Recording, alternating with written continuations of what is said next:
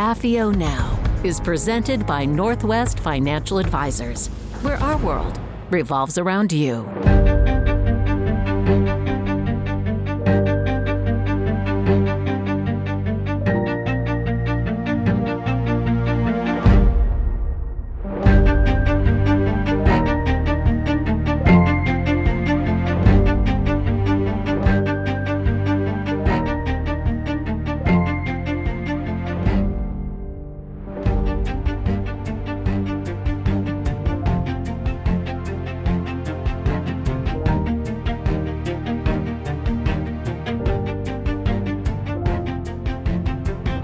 Hello, everyone. This is Jim Hughes with AFIO Now. We are a program of recorded interviews with former U.S. intelligence officers.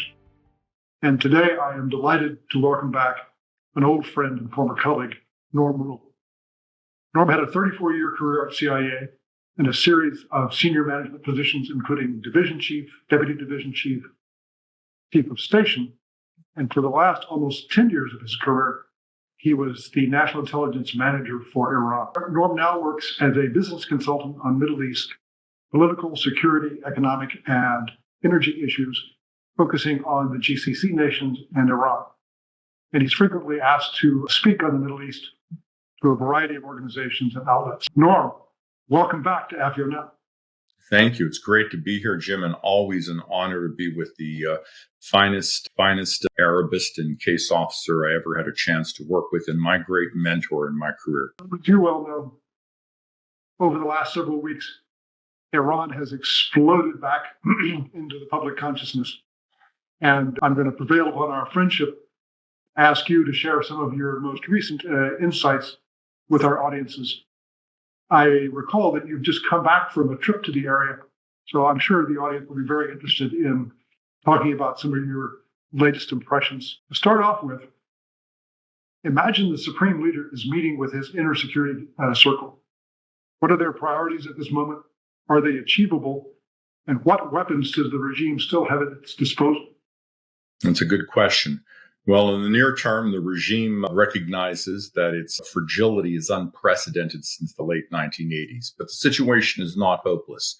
The international dynamic involves no coalitions that have formed against them. The Gulf Cooperation Council is interested in détente. The Russians and the Chinese are not interested in any significant pressures against them. The Europeans and the United States are interested in negotiations.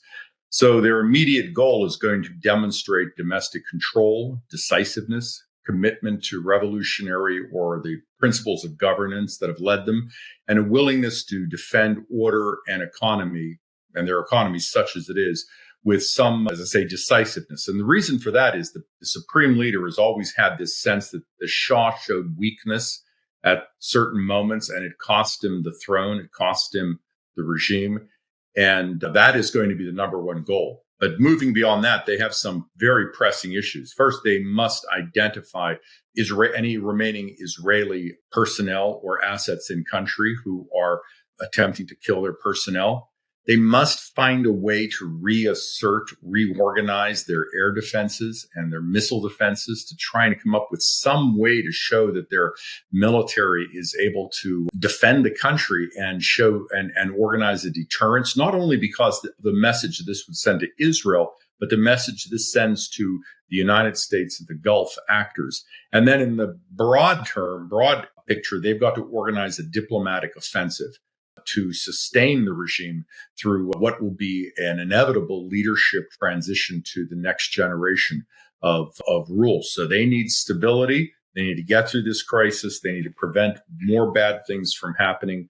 And they probably think they can do so if they can prevent further military attacks. The regime is very unpopular, and Iran has a history of public unrest.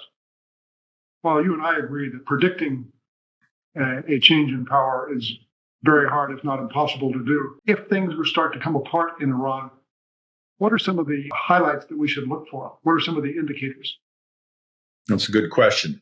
The regime has a number of assets at its disposal that appear to be still under its control. They control the media. The security forces appear to be relatively well resourced, relatively loyal and cohesive. The domestic opposition has yet to organize or to show a capacity to threaten the regime. As I say, there's a lack of an external coalition interested in regime change. The state structure is very focused on regime preservation and has attempted to learn lessons since 2009 when they faced major unrest, saw the Arab Spring unrest in the region, and endured unrest beginning in 2017 through 2022. But if we were to see the situation unravel, I think there would be a series of indicators. Now, this is assuming we don't have one event and the entire system collapses. And, this is, as you and I would agree, this is the great mystery of intelligence. This is the vegetable salesman in Tunisia who sets himself aflame and suddenly the Middle East is in turmoil. It's that is, we can predict all this conditions, but that one incident created a situation that no one could have predicted. And indeed, a year later in Morocco, another vegetable salesman, I think a vegetable oil salesman, set himself aflame and nothing happened. So the single incidents can occur and different things can think that that's not predictable. But if I were looking for indicators of things happening, I would look for serious elite infighting. I would look for parliament disloyalty or parliamentary actions against the regime. I would look for tensions or even evidence of fighting or non-action with regard to orders between military and Revolutionary Guard units. There is currently an absence between labor and political elements in country. This absence of cohesion is important. In 1978, you had labor elements, sort of the oil workers putting down their tools to support the students in Tehran. An example recently would be we had a major strike of truckers in Iran. And Iran is a strike-rich country. They have between 600 to 900 strikes a year. But imagine instead of just striking for their own purposes, their own economic grievances, which are legitimate, because 30% of Iran's population lives in poverty. The government does not produce enough electricity for the economy. It's a terrible situation. Imagine if the truckers instead drove students and protesters to other cities. If you had something like that cohesion occurring, if you had the breakdown of the economic structure of society, of power companies, the employees ceasing to work there, if you had mass protests, less aimed at protesting against the government and more aimed at asserting control. So in the recent weeks where you had a number of calls for regime change, imagine if, one village just set up its own flag. One town just said, we are for something else besides the regime, just some evidence of that. Those are indicators that I would look for to see how the regime would then respond to this. And then we would get a chance to see how capable they are in efficiently working against such an opposition element. And there you would see if the security forces are loyal to the government or loyal to their families who are indeed enduring such terrible political and economic oppression. What does a 12-day war mean for the region? You are in regular contact with senior regional officials. What are they saying both publicly and privately? So I think I was a little taken aback that some of the language in the media had, I think, a tone that Gulf countries and others were a little gleeful of the attacks on Iran. And I think that's a rather superficial approach to this. If you are in Israel, certainly the chance of destroying Iran's nuclear program for some time is critical. That's important. And I'm not going to get into the adjectives to apply to this, but Iran's nuclear enrichment program right now, as a program, does not exist. It can be reconstituted because elements exist and they can pull this together and over time rebuild this. But they do not have an existing operational enrichment facility. They do not have their control of enriched uranium. They do not have a conversion facility to move this into metal. And they would have to rebuild all of that. So if you're in Israel, that's a magnificent thing. Iran is no longer a nuclear threshold state for as long as that lasts. Iran's missile program has been seriously degraded. And that's a profoundly important issue for Israel, but also for the region as a whole. Now, how long that lasts and where that goes could actually be transformational for the region, because in essence, it increases the potency of Gulf air forces in terms of how they can respond to Iran. And it opens up opportunities for these Gulf actors and other actors to speak with the Chinese to say, look, why are you enabling Iran to build this missile force, which is a threat to the entire region? And not only Iran's missile force, but the Chinese are selling ammonium percolate to the Iranians, which the Iranians are giving to the Houthis. And the Houthis are then using against everyone in the region and the world's economy itself. But I think once you get beyond those issues, if you're in the region, you need to contain the violence. If there's a regime change, certainly any regime can't be worse than the existing one if you're in Israel, because you've got a regime that writes death to Israel on missiles. Sorry to get worse than that, right? But if you're in the Gulf, you're so close to Iran that the idea of population movements, the idea of nuclear facilities out of the control of a government, the idea of issues with OPEC, the idea of Strait of Hormuz trade, the idea of economic chaos. These are profoundly important issues. So you need a dynamic to control the situation. And the Gulf states, and we saw this with the Qatar, the Emirates, the Saudis, the Omanis, the Kuwaitis, the Gulf Cooperation Council, they were all engaged with multiple actors, the Americans, the Iranians, the Europeans, the Russians, the Chinese, to say, what do we need to do to shape this dynamic so this moves towards negotiations and peace and contains the situation so that this doesn't spin into something that is truly chaotic for such a tremendous part of the world's economy, but also an area that is important to their food security. People, when you think of the Persian Gulf or in the Strait of Hormuz, this is a source of most of the food and most of the commodities that feed the economies of the GCC states. So having this chaos there really damages, from Iraq to Oman, a lot of different important economic issues. So they need control and a stable situation in that regard. So I think it meant a situation that needed shaping. One more thing, and then I'll stop, and that is, I think I am struck that the Gulf Cooperation Council states believe the Trump administration listens to them on the Middle East. And generally, it doesn't mean it always agrees. Their views, obviously, Washington and position with Israel is very different. But as this dynamic is moving forward, the communications with Washington on defense, on diplomacy, were as intense as you could get. And I was traveling in the region at the time. I'd rather not say where, but I was knowledgeable of routine and deep contacts between regional leaders and American leaders on almost an hourly basis to make sure people were sharing information on how to handle this very sensitive and fragile situation. Norm, I think we can't overstate the deep cultural, social, and economic ties between Iran and the Gulf states. I recall many years ago, I was out on an Omani patrol boat in the Gulf, and we had been asking them, why don't you just interdict the smugglers? So they took me out one night.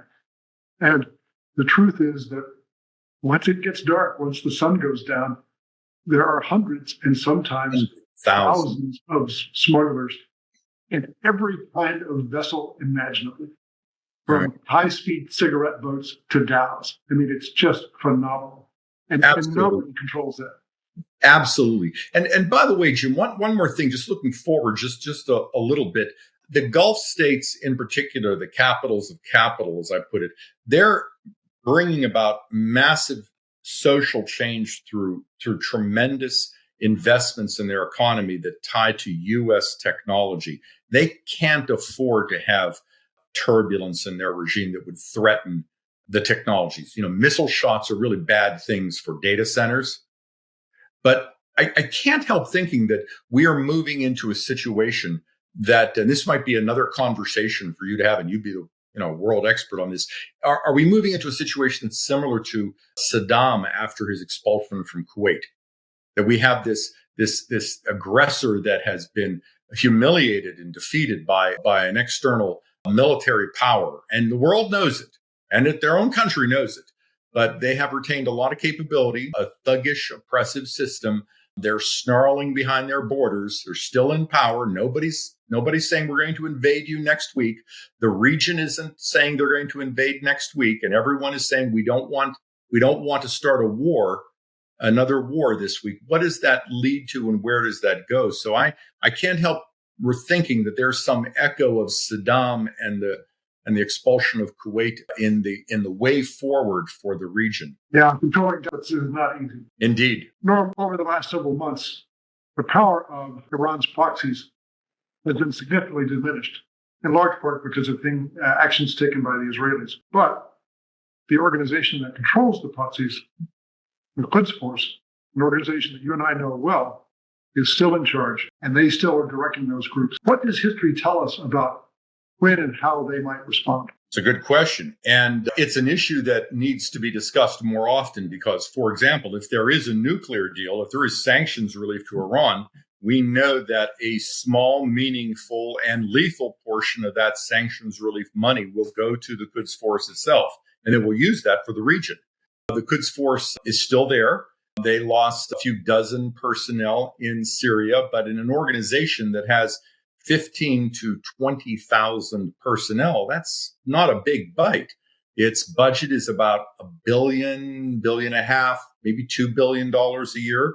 They have personnel, not thousands, but they have personnel assaulted around the world. Think Africa, think Asia, think Latin America.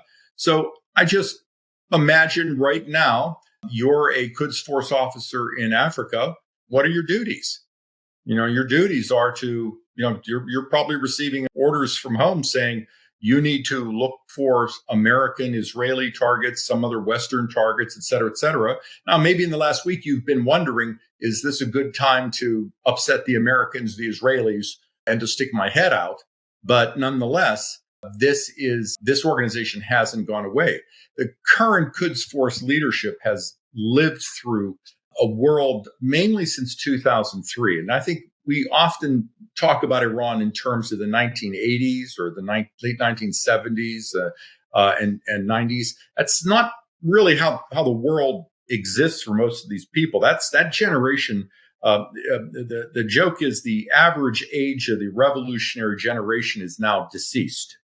The supreme leader is 86. The head of the Guardians Council is now, he's 99. The head of the Assembly of Experts is 95. He says 94, but I sometimes think that's just to get the girls. So you're looking at a group of people who have lived between really the 9/11 period, where they have seen ebbs and flows of how regional turbulence has worked with Iran. They've seen the Arab Spring. They've seen the collapse of Saddam with the opportunities and the challenges that is presented. And it gave them a long-term perspective. So the Quds Force has different options they could use. They have cyber options. The Quds Force cyber teams remain out there. The intelligence service cyber teams remain out there, relatively untouched. There are terrorism teams, which involve hiring of Hell's Angels, or their own officers moving explosives in places. They also have proxies for longer term development. And here I think this is going to be the most important test of the organization, because for the Quds Force to succeed in building regional proxies for Iran's power projection, it needs a land bridge of some sort for two-way transport of personnel. It's the planes that go to Beirut to deliver people, money, and stuff, also take people back to Tehran for long-term training. So they need some place to move people, weapons, and funds in and out of the region. And obviously, Syria is no longer that location. So where do you see the Quds Force moving? And the answer there is it's easy. It's actually East Africa. You've seen the Iranians work, beginning with President Ebrahim Raisi, to revive their efforts in Africa, a series of almost not unprecedented, but seriously significant visits throughout the country. Pezeshkian is now President Pezeshkian is increasing his emphasis on Egypt and Tunisia and other places. But where I'd really focus is the East Africa coast.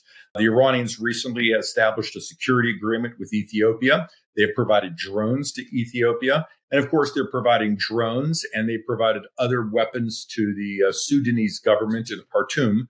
All of this in violation of the usual UN resolutions that Iran ignores. But Iran is also looking for a naval base at Port Sudan, because a naval base would allow them to bring an official ship, a naval ship, to bring in weapons, militants, money, and set up camps and training centers and move people up and down the Red Sea coast to facilitate the restoration or reinvigoration of funds and training for Hezbollah, Hamas, the Houthis. And of course, they're pushing the Houthis to provide weapons and funds and weapons and assistance to the Shabab. I think this East Africa thing is a test. And if I could just pull the thread here for just one moment, the Quds Force performance in Syria was quite poor. Now, if you looked at how the HTS, Ahmed Ashar's personnel, moved from Aleppo to Damascus, that's about a 200-mile front on 200 miles by 12 miles. Now, when they rolled south very quickly. There wasn't a series of battles that lasted 10 days in one area and 7 days in another area. It was a very fast roll south. Now, the Russian officers that were present from the bases, they weren't distracted by Ukraine. These are battle commanders. They had planes. They were armored commanders. There were Quds Force officers in the ground. Again, they lost Quds Force officers, but they have hundreds of officers who could fill those positions from Tehran. So this is Iran's most important terrain on the planet for their overseas projection. There is nothing more important than maintaining Syria as their only state ally. And what happens? It collapses. Now, the question becomes, is that indicative of rot, bureaucratic rot? Now, if that's so, does that rot exist elsewhere? Now, we might see it play out in a failure to move into East Africa. But more broadly, what if that rot is indicative of something? And I don't want to overreach with any analysis here, and I'm not smart enough to be an analyst, as you well know and certainly thought over many years while staring at me in the NE conference room. Is it indicative of rot within the Iranian security bureaucracy? And is this something that we might see happen during an uprising in Iran? Why did the Quds Force perform so poorly in Syria? I don't think we've had an answer to that question, and it might have ramifications that will be quite important for the future of the region as a whole. Boy, Norm, how will Iran approach nuclear negotiations? Slowly. What are their primary goals? And is it reasonable to expect that Iran would actually make significant concessions for relief in some areas from the United States government? Well, I think they'll approach it slowly, defiantly, with few initial concessions.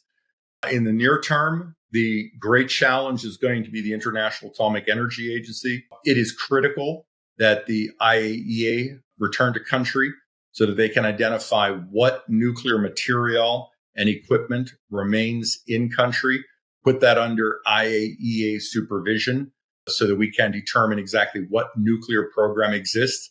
This, I think, is going to be unlikely in the near term for a couple of reasons. First, Iran was already denying the IAEA access to its production of centrifuge equipment. Now, in some ways, that's an easier problem because the Israelis destroyed the factory that makes centrifuge parts and equipment, the Tessa facility.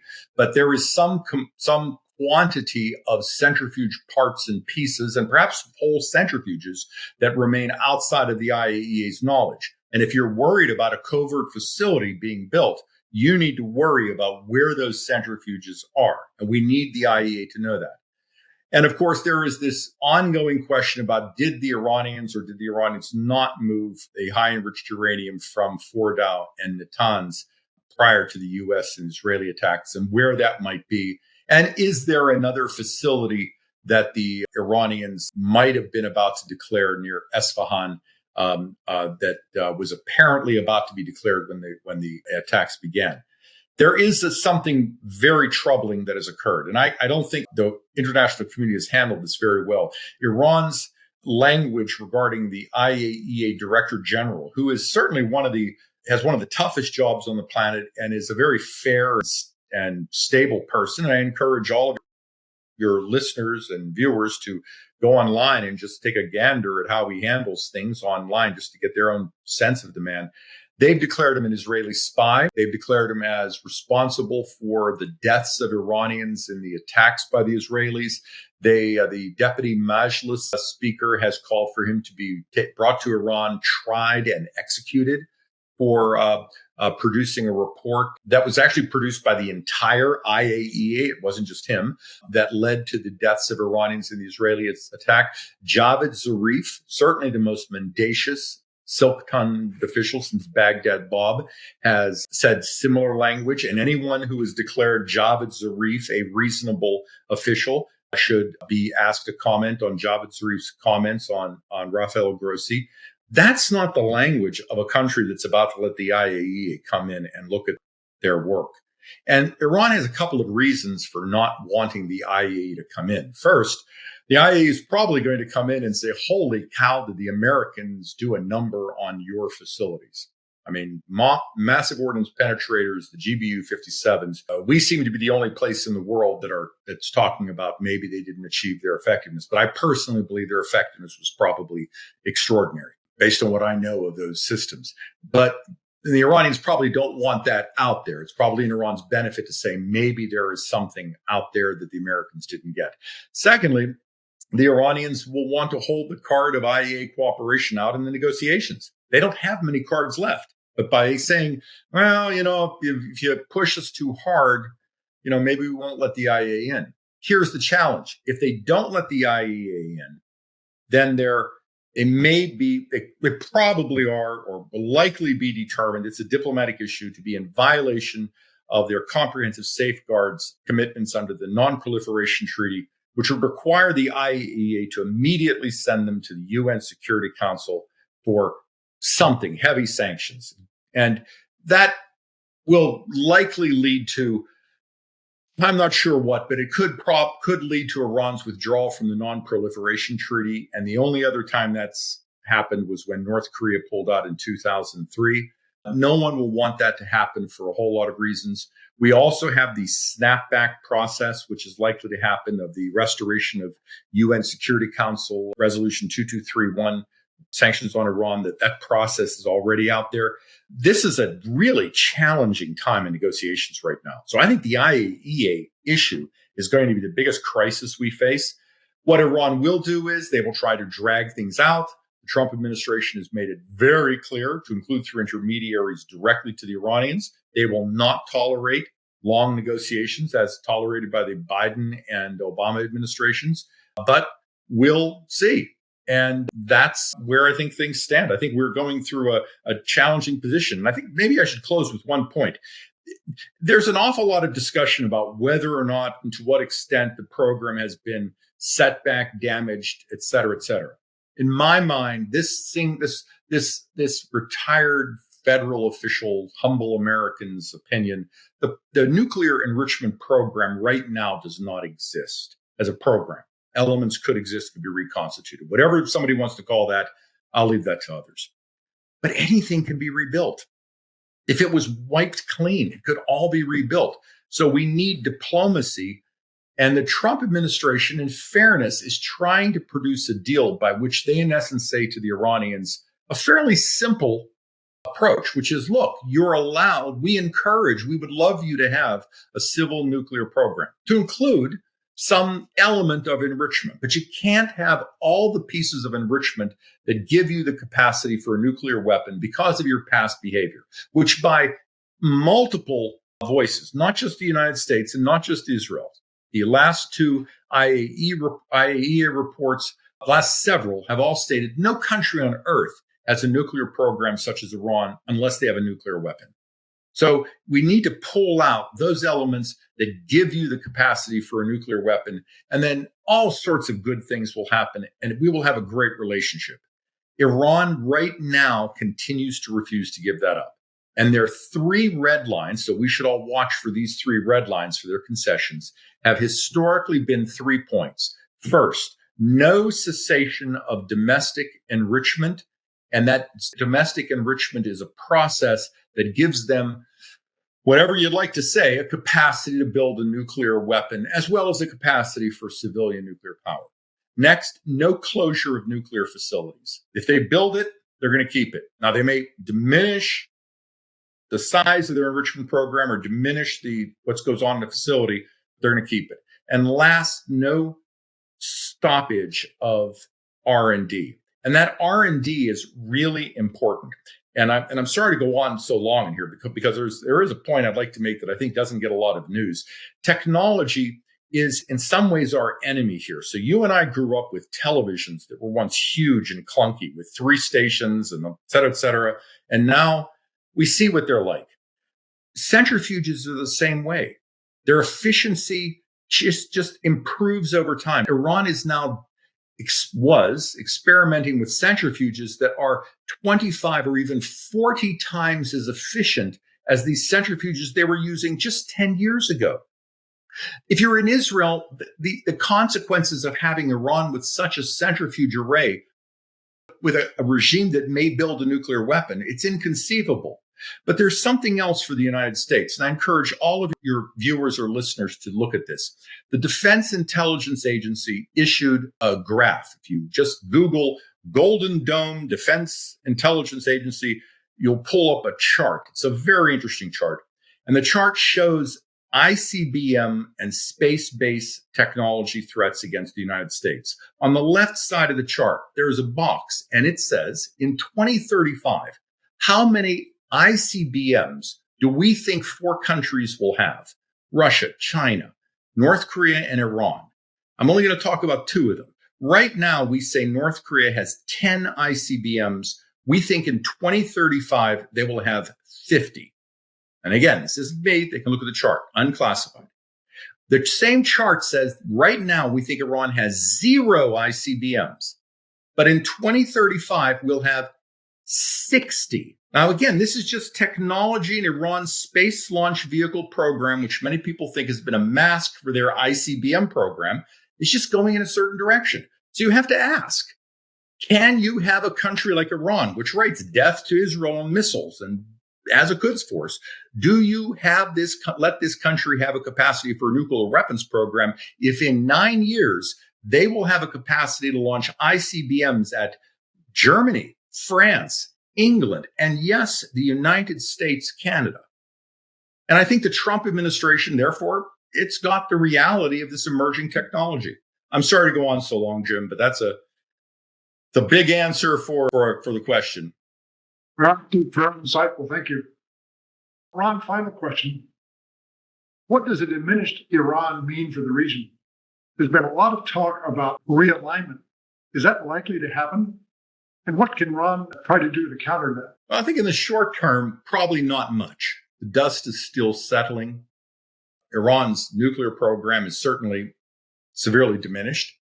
Its missile program is severely diminished, but it still exists. Its coastal defense missiles, its short-range ballistic missiles, to include the missiles it launched against Qatar, where American and Qatari Patriot batteries performed superbly. That still exists. Is wounded. It's, as I say, much like Saddam in many ways. In fact, in some ways, because of the missiles, it has more power than Saddam did. Saddam didn't quite have that missile force, I think.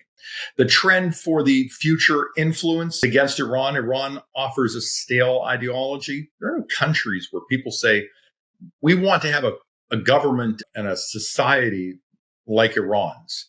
In fact, the Middle East as a whole, it's moving away from ideologies.